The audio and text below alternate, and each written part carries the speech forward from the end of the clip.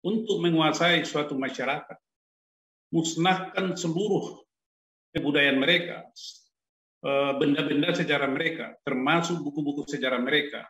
Jadi hati-hati, kalau kita pun, kalau Bapak Ibu masuk ke suatu wilayah, langsung pelajari itu adat budayanya. Dan mereka menyebarkan agama Islam itu dengan bagus sekali, wayang, ya pokoknya budaya-budaya Jawa lah. Makanya sangat moderat, sangat menghargai budaya lokal, bukan seperti si Bala Samah ini, si Basala mal atau siapa namanya itu. Enak aja dia udah itu minta maaf, bukan begitu maksud saya, bukan begitu maksud saya. Harus diakui secara terbuka kesalahannya itu di muka umum, baru minta maaf. Hai, kemana aja? Kok sekarang baru komen? Macam mana bos-bos kita ini? Gaspol, gubrak, oh lala bebe.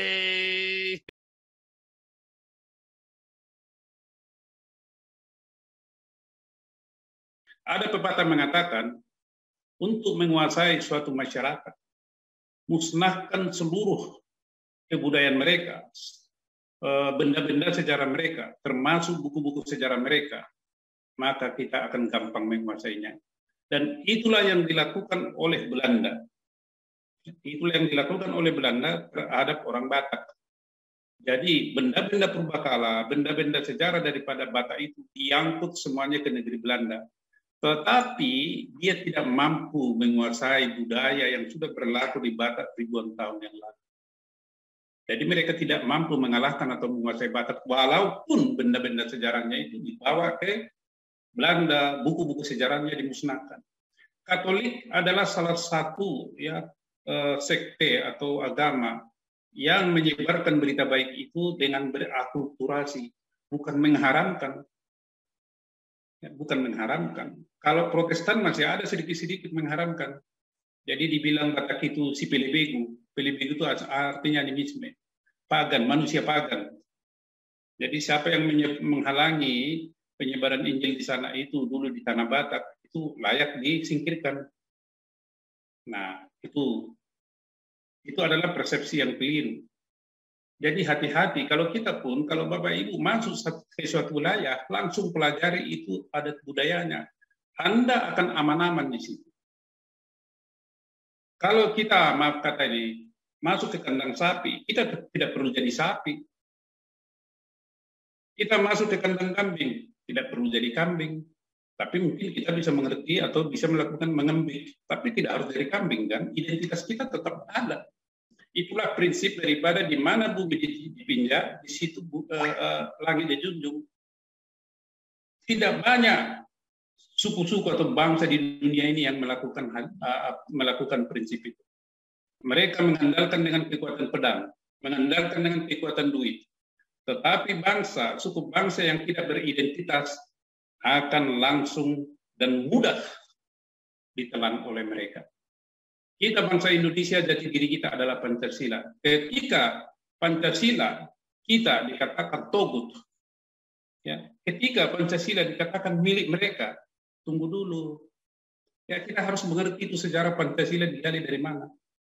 Jadi saya beritahu bapak-bapak, mungkin juga sudah banyak yang tahu. Penyebaran agama Islam yang pertama itu dilakukan oleh dari Tiongkok sana, muslim dari Tiongkok. Wali Songo itu Tiongkok semua, itu orang Cina itu. Orang Cina itu. Misalnya di mana yang di Surabaya ini ya, Sunan Ampel. Orang Cina itu yang sudah berubah nama.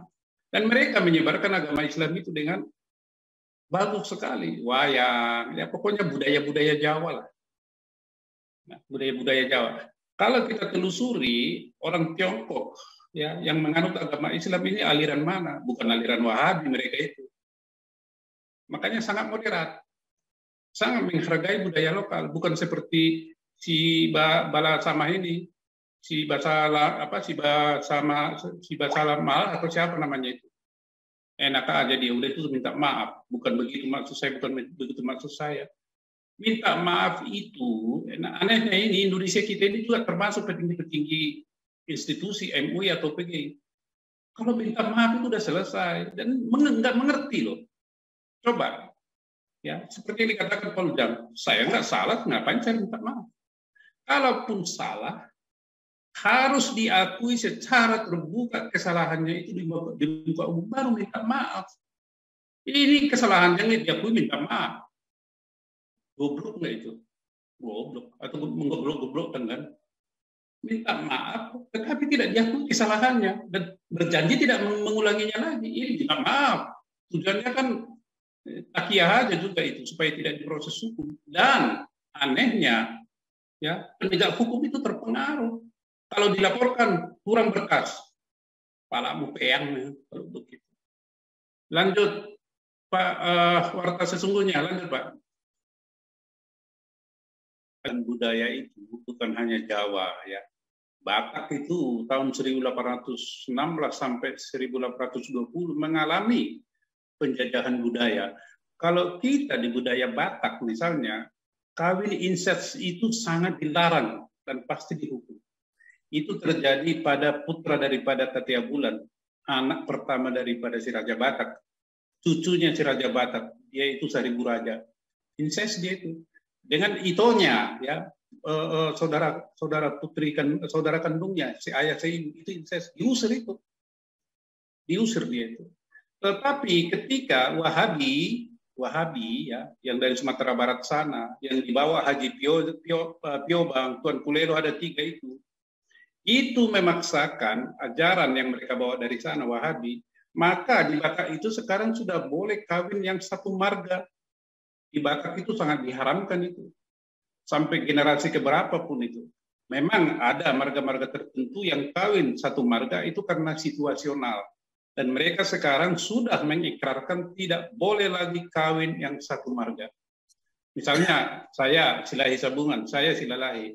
Tambunan itu saudara saya, walaupun itu anak ke-8 daripada nenek moyang saya. Tidak ada Silalahi boleh kawin dengan ini Tambunan. Tidak bisa, walaupun itu 100 tahun dia lahir di Amerika Tambunan, saya lahir di Bonapasori, terus ketemu, oh nggak bisa. Baru apa Tambunan, Silalahi, oh saudara saya udah, cerita udah lain.